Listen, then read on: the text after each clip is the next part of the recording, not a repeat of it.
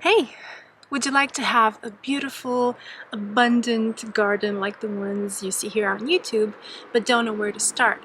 Well, this year, all you have to do is follow along. Want to know more?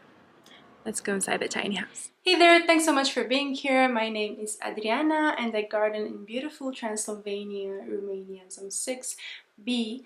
And if you're new here, welcome. If you're not new here, then you probably don't even remember me because it's been so long since I posted a video. But I have a 1-year-old who's out on a walk and about to come back anytime now. And we are sitting in our tiny house living area slash baby playroom. We are not outside because there is not much going on outside and I have a cold. But that's not why we are here. We are here because this year I want to do something special. This year I want to take you with me in the garden and every week or maybe every other week show you what I'm actually doing in the garden, starting with sowing, weeding, watering, buying supplies, everything I do in a single week, I will show you. I'm gonna call this series The Grower's Diary because it's exactly what it is, a diary. I'm not trying to teach or preach or do anything like that. I'm just a regular person who has a garden and I've had it for 4 years and every single year it has been more and more amazing.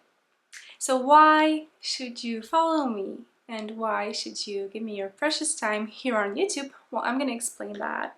If you go back and see any of my old videos, you can see the abundance in the garden and you can see that I actually have results.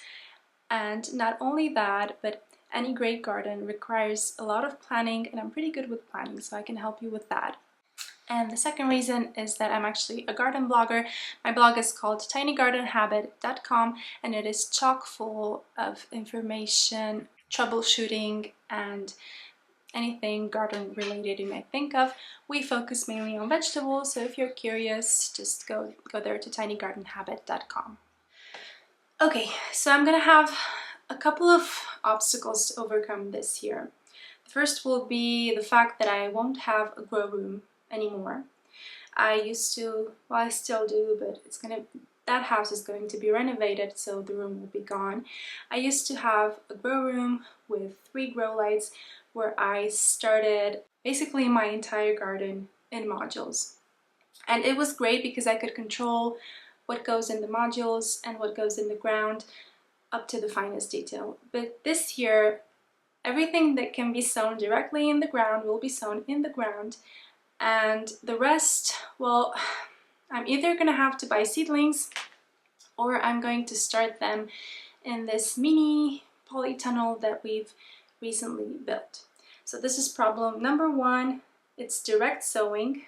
I don't like direct sowing. I think it's unpredictable in some situations.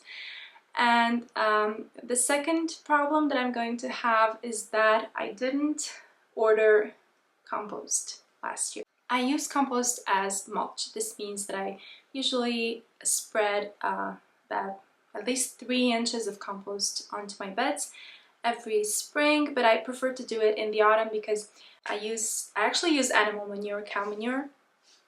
And this year I didn't get to do that. The person who was usually bringing me the manure got sick, so that is out of the equation for now. But I noticed that my beds are very fluffy and the soil is nice and loamy because I've been taking such good care of it and I've been feeding it every year or twice per year with compost. So I'm going to switch my focus from mulching with compost because my compost has a lot of weeds, especially the animal manure, and I'm going to switch my focus from compost to mulching with straw. So this is going to be something completely new that I'm going to do this year. I've used grass clippings in the past, but as the season progresses and it's going to get warmer outside and the plants are going to get larger, I'm probably gonna use exclusively straw and feeding liquid nutrients and see how that version of things goes. I don't know. Okay, and the last thing that I want to share with you today for this first episode is that I started sewing. Now, another reason to go to my website is that I have a free sewing calendar that I made myself and that I actually follow myself because I don't remember things very well and I need them written down. And this is the kind of calendar that helps you get 2 crops from one bed instead of just one. So I'm going to sew my crops now. They're going to be ready, most of them, in about 3 months to 4 months. And then in July and August, I'm going to sew a whole lot more. And this way, my garden is going to be full the entire time until October, until the frost comes, which is amazing. So I'm just gonna link the free calendar in the description box below, and I'm in zone 6B, so this is going to apply to a temperate zone like mine, but if you live in a warmer area, just start things sooner, and if you live in a colder area, just wait a little bit, but it's all written in the calendar. So what did I do this week? Because this is a diary after all, and this is what I'm trying to show you, exactly what I'm doing every single week. Well, this week was sowing week. Yay! I finally got some seeds in the ground, mainly garlic and broad beans. Now, I like to get my garlic sooner in the ground rather than later, but we do live in a mountain area and it does snow a lot, and this year we've had snow until the end of February, so I had to wait for the soil to get less soggy. I have 2 varieties this year. Usually I only have one that's from kind of like an heirloom from my parents. It's a soft-necked, really small soft-neck variety. I don't even know what it's called. And it tastes really good, but it's really annoying and hard to peel and use in the kitchen.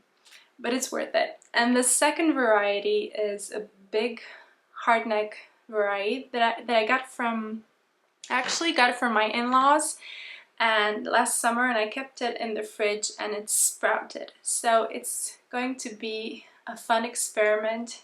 So with planted garlic, I just get my garlic from last year, I separate them into cloves. I choose the nicest looking cloves, and with the sprouted garlic I was really careful not to damage it. And in terms of soil preparation, there's not much I'm doing really because I practice no dig. That makes things really easy in the garden. What I actually do is make sure my soil isn't lumpy and that it's nice and fluffy. And I do that using a tool from Wolf Garden. I don't know exactly what it's called, but I'm going to link it below. And it has this nice oscillating hoe and some sort of a tiller in there. And it breaks the lumps down quite nicely. And next I just prepare the drills. Rather than drills, I really like to mark my holes about 6 inches apart for garlic, just to know that I have the right distance in between garlic cloves and in between rows. For distance in between rows, I also use a plank, and I also use it to be able to step on my beds. And the second thing that I worked on this week was sowing broad beans. I did it in the same day. I actually only had time to work 1 single day in this garden this week, which gives me an idea. I should really clock the number of hours that I'm spending just to give you guys a rough idea of what it takes to achieve a really neat looking abundant garden. I've actually never directly sown broad beans before. I've always grown them in modules. The garlic, you obviously need to start in the ground most of the time. I don't know if you can do it differently, but that's how I do it.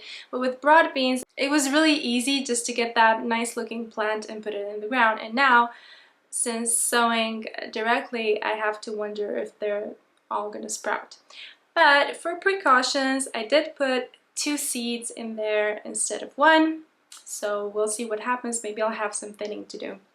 With broad beans, the cool thing about them is that once they sprout, they tend to get really multiple sprouts from the same root, so you're going to get a bushy plant with very little effort. This is one reason why it's best to space them farther apart, so maybe 8 inches or more. I have forced 3 rows of broad beans in there. In the past I grew less, but I noticed that we really love them, so we're going to grow more of them. And the last thing I did this week for the garden was to sort some seeds. I didn't get that on camera, and I realized that I haven't bought my onion sets, which is really important because onions need to be in the ground ASAP. Okay, so my plans for next week are just follow along with whatever's on the calendar, get those onion sets in the ground, and start sowing more sensitive plants inside the mini polytunnel so I can replace my grow lights and hopefully see the same success that I saw last year. Thanks again so much for being here. I really hope you can follow along with my journey, and I hope I stay consistent with my publishing. And until next time, take care and have a lovely gardening season.